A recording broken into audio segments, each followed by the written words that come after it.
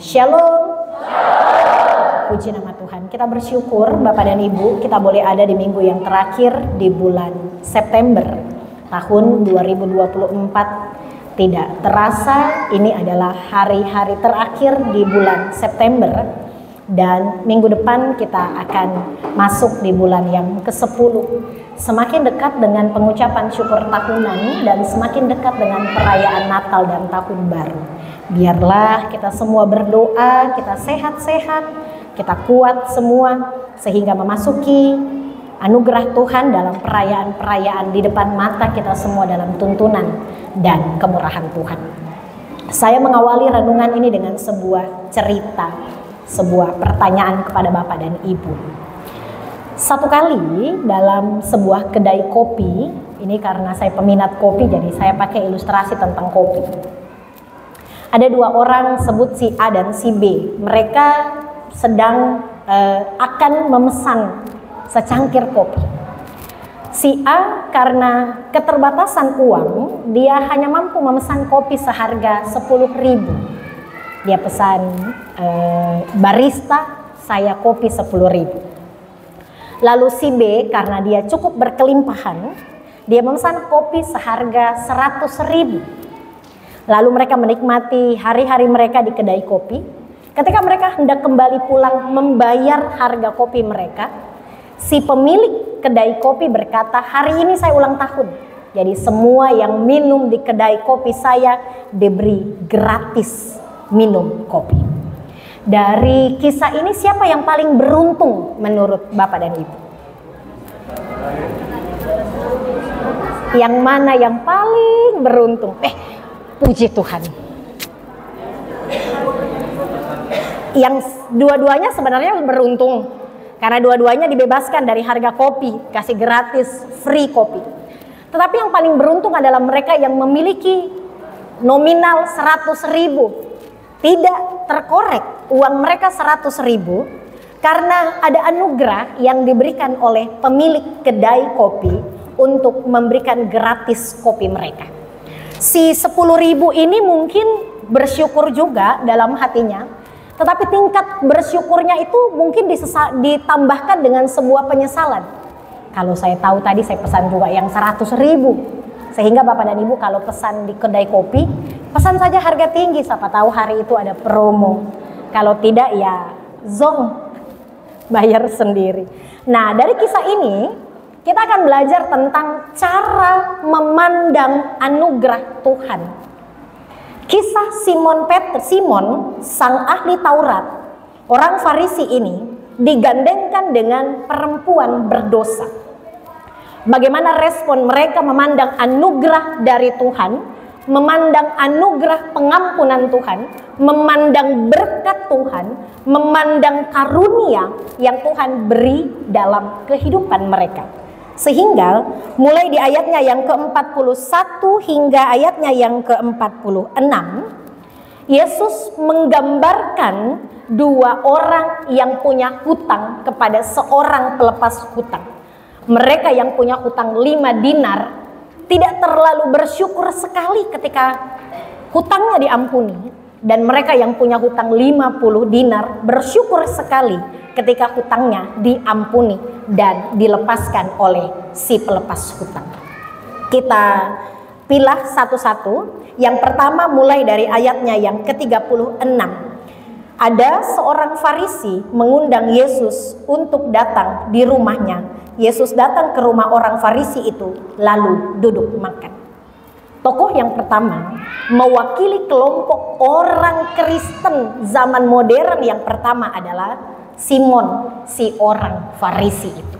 Tidak dicatat apakah dia Simon Petrus, apakah dia Simon yang lain. Cuma nama-nama di daerah Israel sana, Simon termasuk nama yang cukup terkenal. Seperti kalau di daerah Saluan itu Tatu Udu, Tatu Pantai, Tatu Sangkolong, Tatu bagaimana begitu. Jadi Simon termasuk nama yang cukup terkenal. Jadi ada beberapa nama Simon yang mungkin muncul di Alkitab. Simon adalah orang Farisi.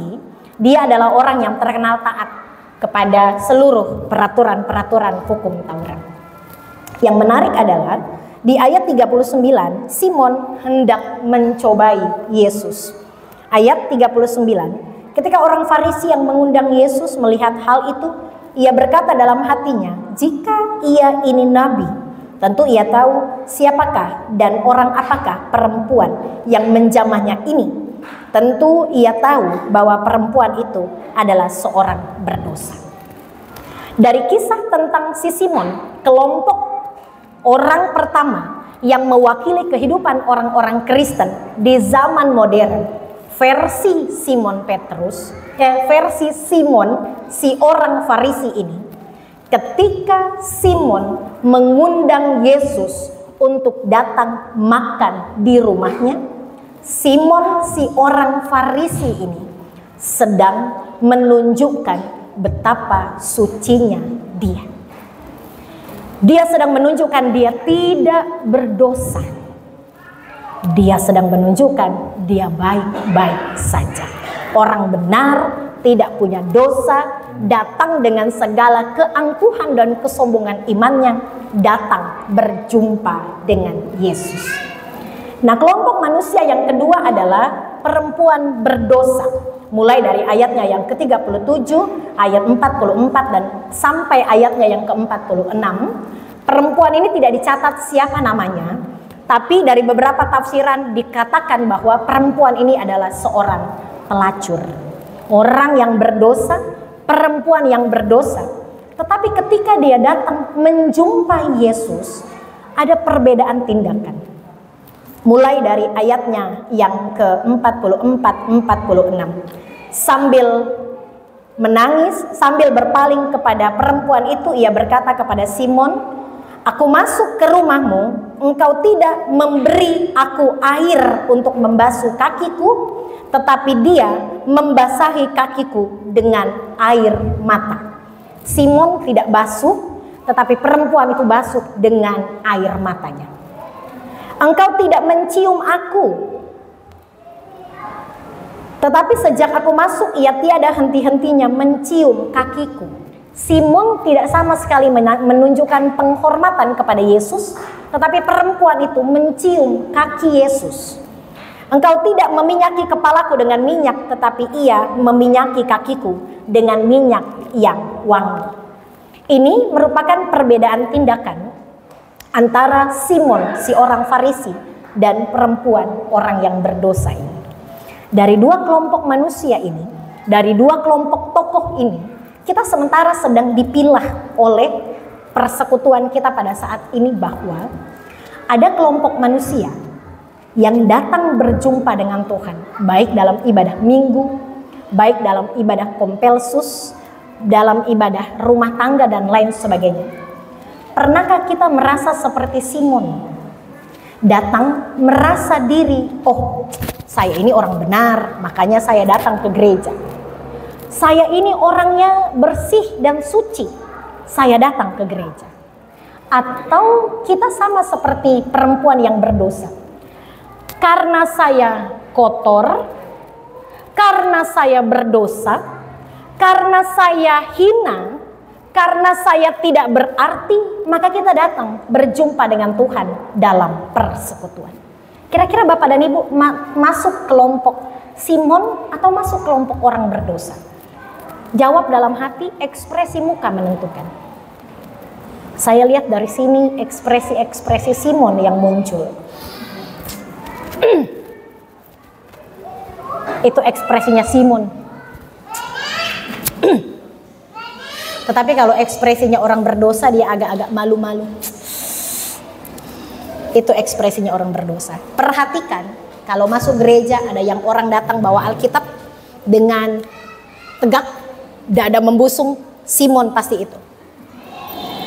Ada yang datang tadi pagi begitu? Selamat pagi. Selamat pagi. Ada? Tapi kalau pagi, kayak malu-malu karena dia sadar dia berdosa. Gereja itu bengkel ya Bapak dan Ibu. Gereja bukan showroom orang benar. Ini perlu dicamkan. Gereja bukan tempat orang-orang benar berkumpul, tetapi gereja adalah bengkel di mana orang berdosa keluar dari tempat ini ketika dibenahi dalam firman, keluar menjadi orang baru. Gereja adalah bengkel orang berdosa, dia tahu anugerah Tuhan, lalu dia pulang dari gereja menjadi orang yang bersyukur atas anugerah Tuhan.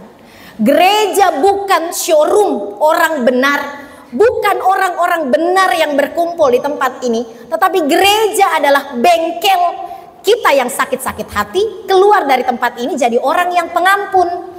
Kita yang keluar dari tempat ini dengan emosi yang memeledak-meledak, keluar dari tempat ini menjadi orang yang lemah lembut. Kita yang tadinya tidak bicara dengan teman-teman, kita pulang dari tempat ini menjadi orang yang ramah. Bukan tempat orang suci menunjukkan kualitas imannya. Biarlah Tuhan yang nilai kualitas iman Bapak dan Ibu. Sehingga kalau kita datang dengan label saya orang benar kok, saya nggak pernah mencuri, saya nggak pernah berdosa. Saya datang di gereja menjadi Simon orang Farisi masa kini. Sehingga Bapak dan Ibu merasa bahwa pelayanan kita, ibadah kita, rutinitas kita menjadi tawar. Pernah enggak Bapak dan Ibu datang di gereja tawar rasanya ibadah? 5D, datang, duduk, diam. 4D, 1P, datang, duduk, diam, derma, pulang. Pernah nggak begitu? Nggak ada sesuatu, katanya Syahrini, ada sesuatu gitu loh. Pernah nggak merasa bahwa tergugah? Ini lagu ini bikin saya semangat untuk melayani Tuhan misalnya. Ini pujiannya, ini saya tersentuh begitu. Atau tidak, biasa aja. Datang, duduk, diam, baderma, pulang. Minggu depan begitu lagi. Yang senyum-senyum ini mungkin merasa di belakang ini banyak yang senyum, saya rasa. Senyum Pepsodent. Bagian dari Simon Petrus. Bertobat ya Bapak dan Ibu.